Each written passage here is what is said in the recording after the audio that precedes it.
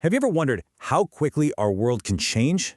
Today, we're going to do something a little different. We're going to piece together the events of one single, incredibly consequential day to see how our interconnected world can be pushed right to the brink in just 24 hours. So let's set the scene. The date is Sunday, March 29th, 2026. Now, on the surface, that's just another day on the calendar, right? But on this particular day, a whole cascade of events was set in motion. And what we're going to do is build a snapshot of this day, piece by piece. And this is really our launch pad for today. The source material for this whole explainer calls this a pivotal day, a day where one regional conflict started sending out these massive ripple effects all over the globe. So our job? Let's trace those ripples from the very epicenter outwards. Okay, so here's the big picture for today. We're looking at a day of crisis, and specifically, we're trying to understand how one single flashpoint could ignite so many others, seemingly all at once. This is the big question we're trying to answer. I mean, how does that even happen? What are the dominoes that have to fall for a crisis to go from one region to the entire globe, and so fast? Let's start connecting the dots. All right, let's dive right into the heart of it all. By this point, the conflict was already grinding on for 5 weeks, but on this Sunday, something changed. It didn't just get more intense, it actually got bigger. And here we go, the first huge development. The Houthi rebels in Yemen are now officially in the fight. And this is a really big deal. It's more than just another attack. It's a major geographic expansion of the war, and it immediately puts the Red Sea, a critical artery for global trade, right in the crosshairs.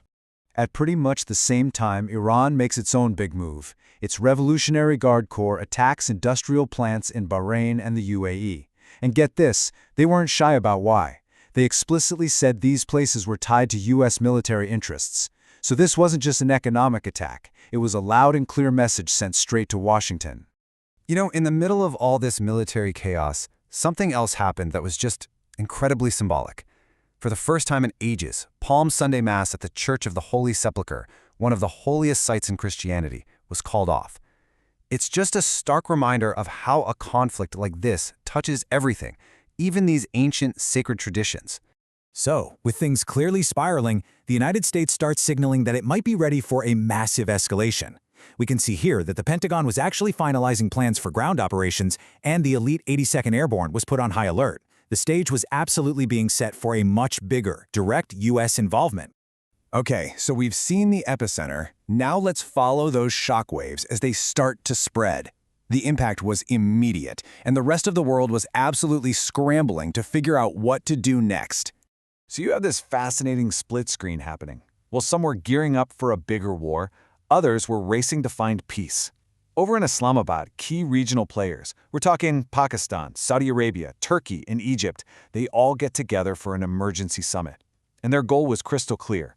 Find a way out, draft a plan to de-escalate this thing before it's too late. And if you want a perfect, real-world example of that ripple effect, this is it. The Houthi attacks in the Red Sea weren't just some distant problem. Thousands of miles away, the Philippines had to declare a national energy emergency. Why? Because their supply chains were suddenly broken. It's a direct line from a missile launch to a national crisis halfway around the world. And the pressure on the world's energy supply was just relentless. It wasn't only the Philippines. You had Qatar, a huge supplier of natural gas, basically saying it couldn't fulfill its contracts anymore. And at the same time, Russia decides to make its own geopolitical chess move with an oil tanker. So you've just got this perfect storm brewing in the energy markets. But here's the thing. The war wasn't just being fought out in the open. A whole other shadow war was happening all day long. In the morning, you have reports of a top Iranian nuclear scientist being assassinated. By the afternoon, a major cyber attack on a U.S. official.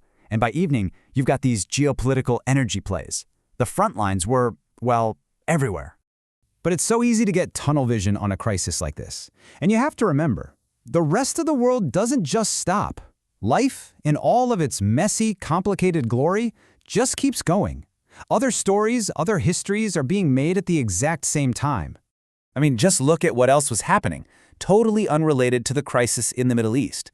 In Nepal, you had a peaceful change of power, a new prime minister sworn in. And at the same time in India, you have two enormous and totally different political stories breaking. Well, let's just stay on India for a second, because this is fascinating. On one hand, you've got the Home Minister making this really hardline promise on immigration. On the other hand, a superstar actor announces he's jumping into politics, which could totally shake up the future of an entire state. These are two completely different stories shaping the future of the world's biggest democracy, all on the very same day. And then, of course, there's this. Thousands of miles away from any of it, a story about a celebrity athlete ends up dominating the headlines. It's just a reminder of the wild range of things that grab our attention on any given day. So when you step back and look at the whole day, this is kind of what it feels like. You've got this huge, towering bar for the geopolitical crisis, for sure. But right next to it are these other big stories, national politics, celebrity news, all of it happening at once, all competing for our attention. But amidst all that noise, all the conflict and politics and drama, another kind of voice cut through.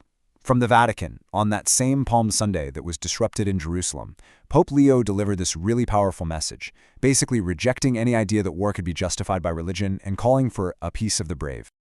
But maybe the most profound counterpoint to all the chaos of the day didn't come from a big summit or a sermon from the Pope. It came from a very quiet moment, far, far away from the headlines. It all came down to this: 1. Just the number 1. On a day filled with armies and missiles and global crises, what could the number 1 possibly mean? It meant this: one chick, the very first successful birth of a critically endangered great Indian bustard in almost a decade. Think about that. In the middle of a day that was so defined by destruction and conflict, there was also this tiny, improbable, creative act, a single sign of life against all the odds. And that really leaves us with this one last thought, doesn't it? In a single 24-hour cycle filled with conflict and chaos, we also found moments of diplomacy, of faith, and even new life.